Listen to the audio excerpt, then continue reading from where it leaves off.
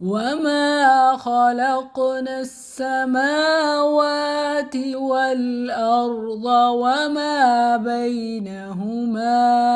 إلا بالحق وإن الساعة لآتية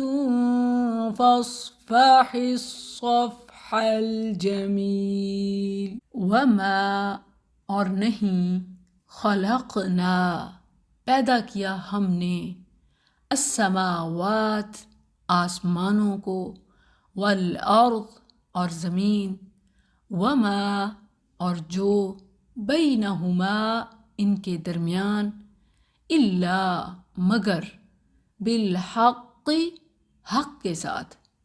وَإِنَّ اور بے شک، الساعۃ قیامت، لآتیۃ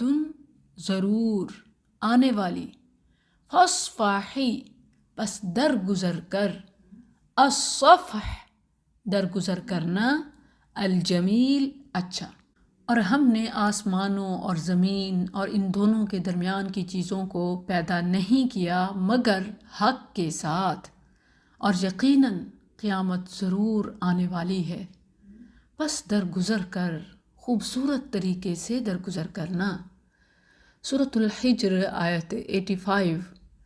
And we have not created the heavens and earth and that between them except in truth, and indeed the hour is coming, so forgive with gracious forgiveness۔ رب ذوالجلال فرما رہا ہے کہ ہم نے آسمانوں اور زمین کو حق کے ساتھ تخلیق کیا، یعنی واقعی ہم نے ہی حقیقی طور پر واقعتاً آسمانوں اور زمین اور ان کے درمیان ہر چیز کو تخلیق کیا۔ اسی طرح بالحق کا ایک معنی صحیح، درست اور با مقصد ہے، یعنی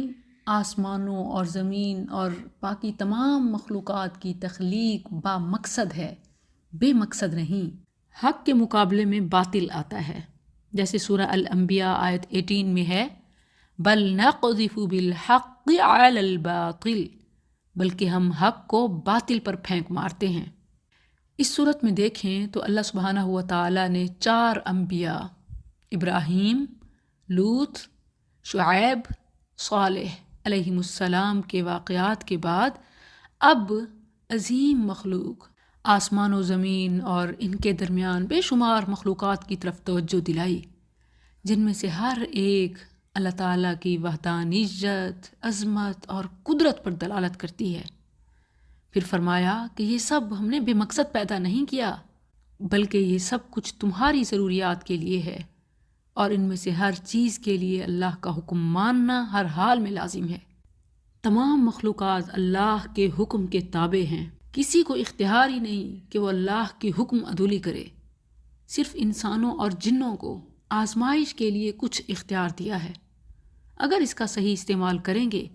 تو دنیا آخرت میں اللہ کے انعامات کے مستحق ہوں گے۔ جیسے ابراہیم علیہ السلام کا واقعہ ذکر ہوا،